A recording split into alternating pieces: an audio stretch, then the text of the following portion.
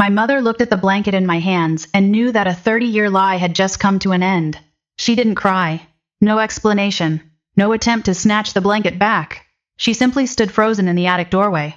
And for the first time in my life, I saw fear on the face of the woman who had raised me from birth. That was the moment I understood I had just found something that was never supposed to be found. The yellow blanket was old. So soft it was nearly coming apart at the threads. In the corner, 2 letters had been stitched in. Not my name. Not my parents' name. Not the name of anyone in my family. And that was only the beginning. 3 hours before my mother stepped into that attic, I had opened an old box covered in dust. Inside was 30 years of letters. 30 years of secrets. 30 years of suffering from a woman whose name I had never once heard spoken. By the time I reached the final letter, my hands were shaking so badly I nearly dropped everything onto the floor. Because for the first time in my life, I began to suspect something terrible. Maybe I was not who I had always believed myself to be. Maybe I never had been. But the truth is, none of this started in the attic. It started 6 weeks earlier, on a Tuesday afternoon flight from Phoenix to Chicago, when a woman I'd never met sat down beside me and began staring like she was looking at someone who shouldn't exist. I was in seat 22. A window seat on a different row. She had the middle. It was the kind of flight where everyone's trying to sleep or pretend to read. Nobody wants to make eye contact, and the most dramatic thing that usually happens is the drink cart grazing your elbow.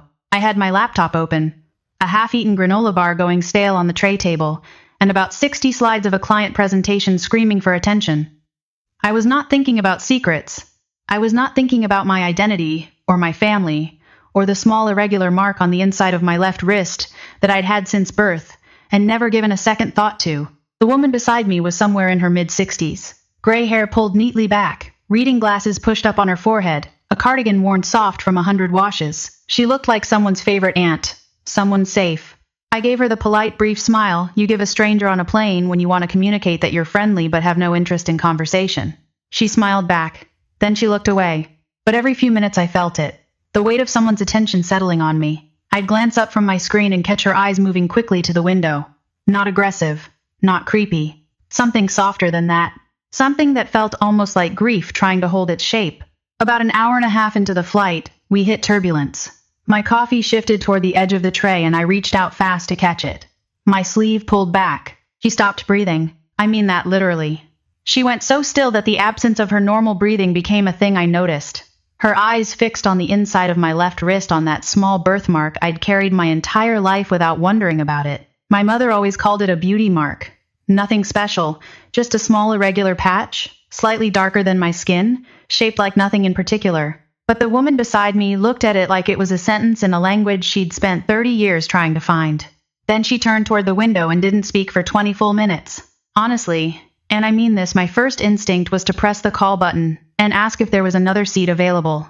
Something about the quality of that silence made the back of my neck go cold, but the flight was full. So I sat with it, and I told myself it meant nothing. That was the first mistake. Eventually she spoke. Small talk. Polite questions. Was I traveling for work? Did I live in Chicago? Had I grown up there? I said yes to work. Yes to Chicago. Mostly. To growing up there, I'd actually spent most of my childhood in Phoenix. And I told her so.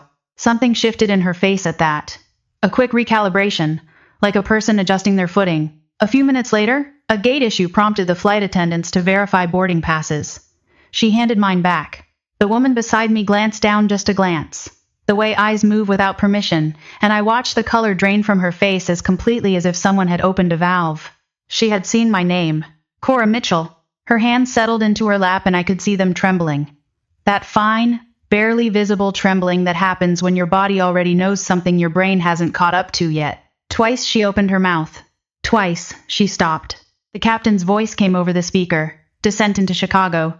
Passengers stirring, laptops closing, window shades going up. And then the woman turned toward me fully, for the first time in the whole flight, and said very quietly, "I'm so sorry. I know this is going to sound strange." I waited. "Was your mother's name Sandra Mitchell?" Everything in me went completely still. Nobody knows my mother's name. Not without being told. Not from looking at my face on a Tuesday afternoon and making a guess.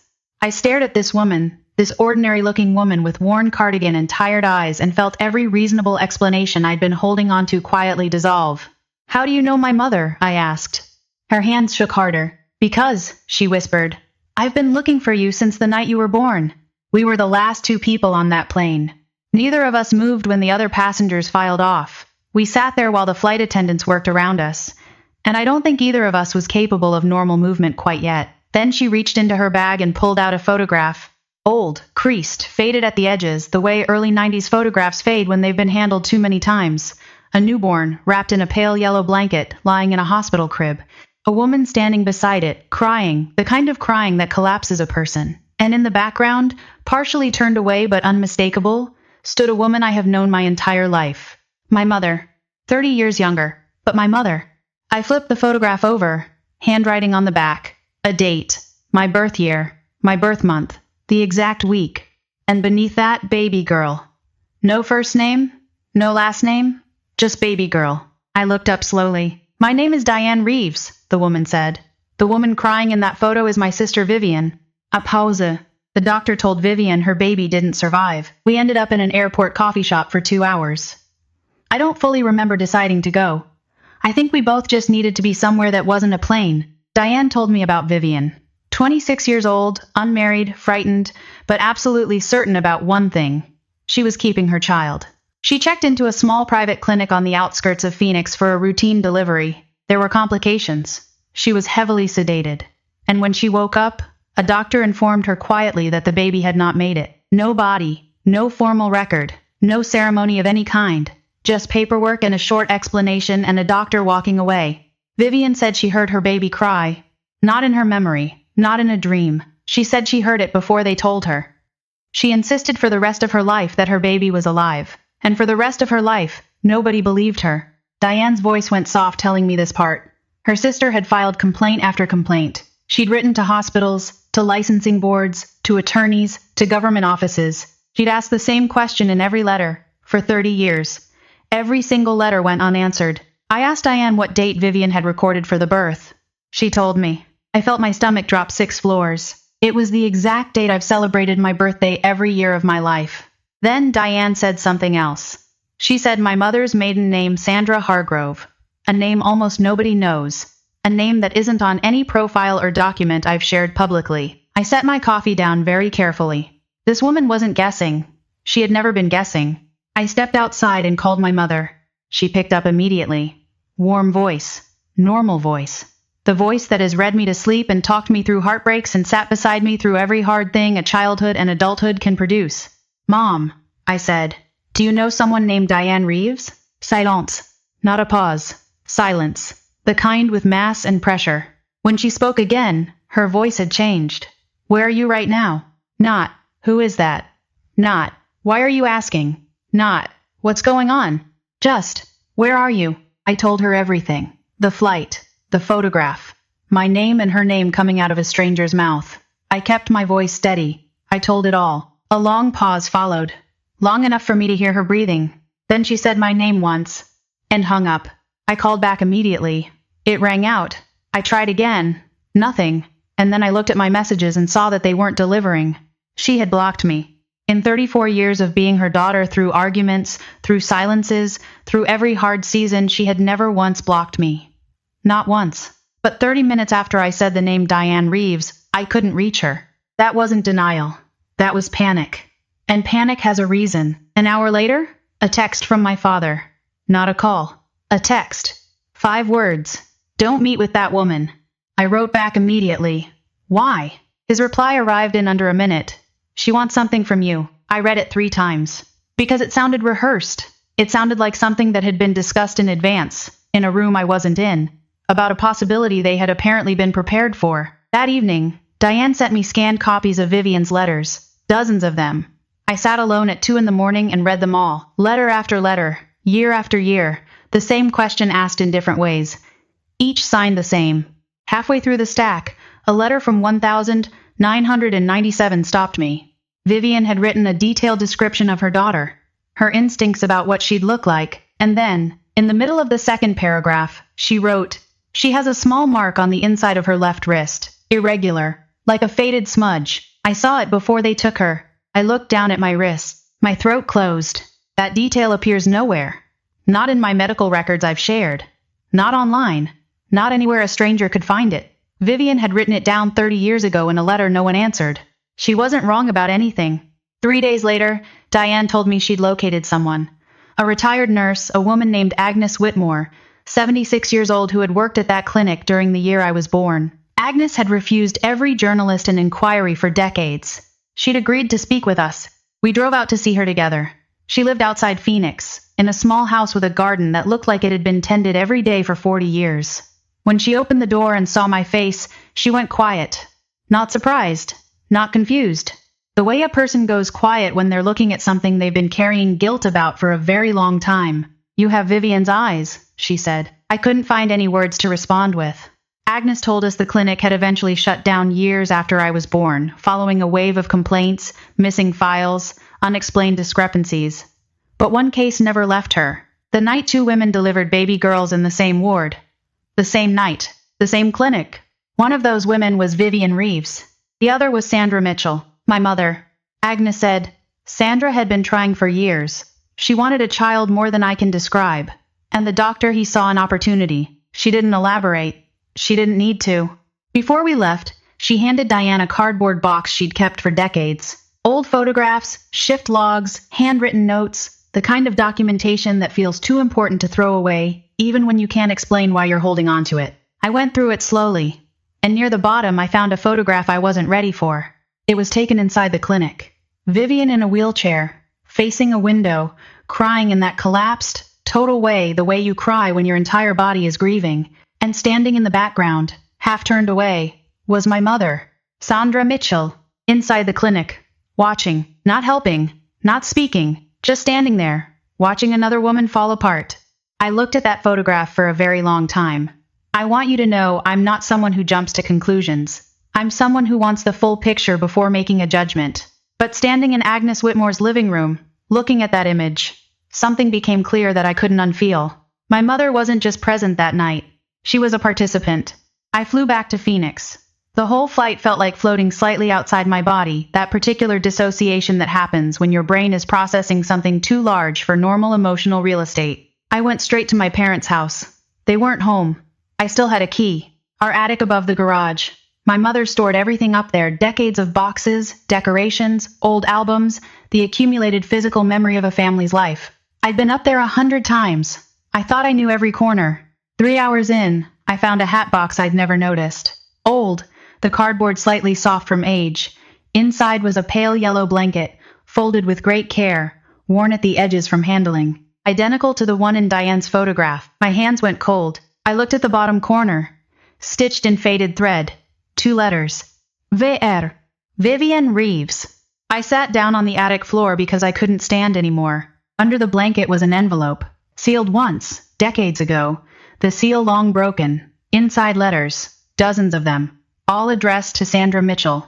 All signed, Vivian. My mother had kept everyone. And they'd all been opened and refolded. Some of them wrinkled in ways that suggest they were read more than once. Maybe many times. She had never responded to a single one. I want to stop and be honest with you here, because if you're watching this and thinking I could never just sit there and not respond, I want you to hold that feeling. Hold it. Because what I found in those letters was not a monster. It was a woman writing with increasing desperation to someone she hoped had humanity. And on the other side of those letters was a woman who did have humanity, and chose, year after year, to fold it back up and put it away. That is one of the most devastating things I have ever understood about people. We are capable of genuine love and genuine cruelty at the exact same time, in the same house, sometimes in the same act. That night, I sat across from my father at the kitchen table. He didn't deny anything. He looked like a man who had been waiting, exhausted, for this exact conversation for a very long time. He said, quietly, I thought the adoption was legal.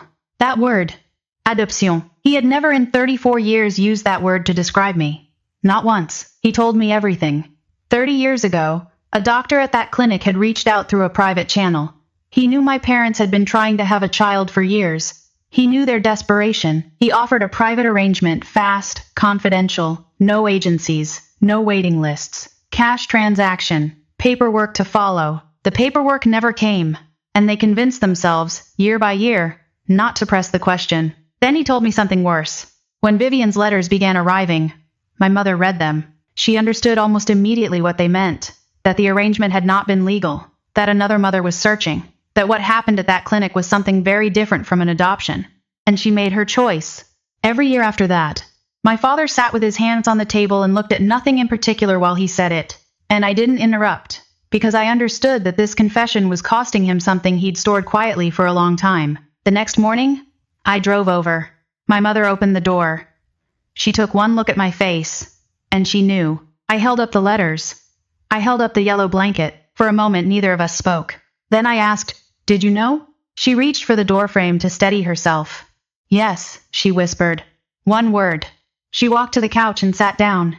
And she looked smaller than I'd ever seen her, not older, but diminished. The specific way a person diminishes when a secret they've organized their entire life around finally stops being a secret. She cried quietly. Not the kind of crying that asks for comfort. The kind that happens when there's nowhere left to stand. She told me she hadn't known the full truth at first. She had believed everything the doctor told her, that the birth mother couldn't care for her child, that everything was handled, that she was giving a baby a home. She'd wanted to believe it. And so she had. Until the first letter arrived. Then the second. By the time the third came, she understood completely what she was holding. And she made her choice. I need to say something about that choice directly, because I've heard from people who want me to cut her off entirely. And I've heard from people who say I should forgive everything immediately. And I understand neither impulse works cleanly here. My mother was terrified. I'm not saying that to excuse her. I'm saying it because it's true. And because the truth of her fear doesn't cancel the wrong she did, it just explains how someone decent can do an indecent thing for 30 years. She was afraid that if she opened the door to the truth, she would lose me. And the tragedy is that her silence eventually cost her far more than the truth ever would have. Then she told me something I had to sit with for a very long time. When I was 6 years old, Vivian came to our house. She stood on the porch. She knocked on the door. I was inside, playing, probably 20 feet away. Vivian asked to speak with someone, asked if there had been a mistake, asked if anyone could just tell her what happened to her daughter. My mother stood on the other side of the door and waited. Until Vivian left. I didn't say anything after she told me that. There was nothing to say that would fit inside the moment. 3 weeks later, I submitted a DNA sample alongside Diane's. Part of me still hoped she was wrong. I want to be honest about that. Part of me wanted one clean, simple explanation that would let everything go back to the shape I'd grown up trusting. I drove to the testing center thinking, maybe this is just a remarkable coincidence. Maybe the birthmark, the dates, the letters, the photograph, are all some extraordinary convergence of separate things. I don't think I believed that, but I wanted to. The results arrived on a Thursday morning. I was alone at my kitchen table. I opened the email. One line of summary. Close biological relationship confirmed. Diane Reeves was my biological aunt. Vivian Reeves was my biological mother. Cora Mitchell was the woman who raised me. Those are different things. I sat with that for a long time before I moved. A month later, Diane handed me an envelope. Vivian's last letter written before she died that Vivian had asked Diane to keep. In case someone ever came looking. In case the daughter she'd spent her whole life knowing was out there ever found out the truth. I opened it carefully. The handwriting was soft, unhurried. The voice of someone who had spent decades making peace with an outcome she couldn't control and hadn't quite finished. Near the end, one sentence. If my daughter is out there, tell her I never stopped looking. Not for a single day. I cried harder than I had in years. Not just because of the loss, because of the precision of it. She didn't write if she survived. She wrote if she's out there, because Vivian never accepted the lie. For 30 years, she held on to the sound of a baby crying and refused to let anyone convince her she'd imagined it. She was right. Every day of those 30 years she was right. Here is what this experience has taught me. And I want you to really hear it, because I spent a long time trying to find the cleanest way to say it. There is no silence permanent enough to bury the truth. My adoptive mother believed she had built something solid, 30 years of unanswered letters, a secret held inside a family, a story kept consistent. And then a woman bought a plane ticket from Phoenix to Chicago and happened to sit in the seat beside her daughter. The truth doesn't need a dramatic entrance. It doesn't need investigators or documentaries or whistleblowers. Sometimes it just needs a stranger with an old photograph and a window seat. This story also taught me something harder, that the people who love us most are not exempt from causing real harm. My mother loved me. I don't question that. But she also chose, every single year, to let another woman break her heart in letters no one answered. Both things are true. Holding them both without resolving them into something simpler, that is the work. And I think most of us, if we're honest, are doing that work about someone in our lives. The mistake most people make is believing that silence is the same as safety. It isn't. Silence is just pain deferred, moved to someone else's shoulders, or your own future, or both. What Vivian understood, what she knew in her bones every day for 30 years, was that love doesn't stop because circumstances become inconvenient. It doesn't stop because no one is listening. It doesn't stop because the door doesn't open. It just keeps sending letters. I want to ask you something before we close, and I genuinely want to hear your answer below. If you had been in my seat on that plane, if a stranger had started the conversation that Diane started, would you have called your mother that same night? Or would you have waited, gathered more evidence, braced yourself before confronting anyone? Drop 1 inch the comments if you would have called immediately. Drop 2 if you would have waited and researched first. Drop 3 if you honestly aren't sure, because that is a completely valid answer and I didn't know either, and I was living it. I also want to know where in the world you're watching from right now, and what time it is there. These stories seem to find people at unusual hours, late nights, early mornings, long commutes, and I find that meaningful. Something about the quiet hours, I think. That's when we're most willing to sit with difficult things. As for Sandra and me, we still talk. Not easily. There is weight in every conversation now that wasn't there before. But she raised me. She read beside me in the dark, sat through fevers and heartbreaks and 100 ordinary Tuesday evenings. Those years were real. I'm not going to erase them to make a cleaner story. But Vivian was real too. And Diane, who carried a photograph for 30 years on the chance that someday she'd recognize the right face, is my family now. Biological family. The kind I didn't know I had. 6 months ago, I visited Vivian's grave. I brought yellow flowers and Diane's photograph. I sat there for a long time and I talked to her, told her she'd been right about everything. That the baby she heard crying was real. That the instinct she held onto for 30 years was correct every single day. I thanked her. Not because she found me. She never got to find me. Because she never, not once, stopped trying. The woman who sat down beside me on that plane didn't take my life apart. She handed me a chapter of it I didn't know existed. A whole history, a whole lineage, a whole self I hadn't had access to. And I carry it now the same way Diane carried that photograph, carefully, every single day. Because some things are too important to put down. If this story stayed with you, if it made you think about identity, or family, or the things we protect through silence, please consider subscribing. I bring you these stories because I believe they matter. Not just as something to watch, but as mirrors, things that show us something true about what people are capable of in both directions. I'll see you in the next one.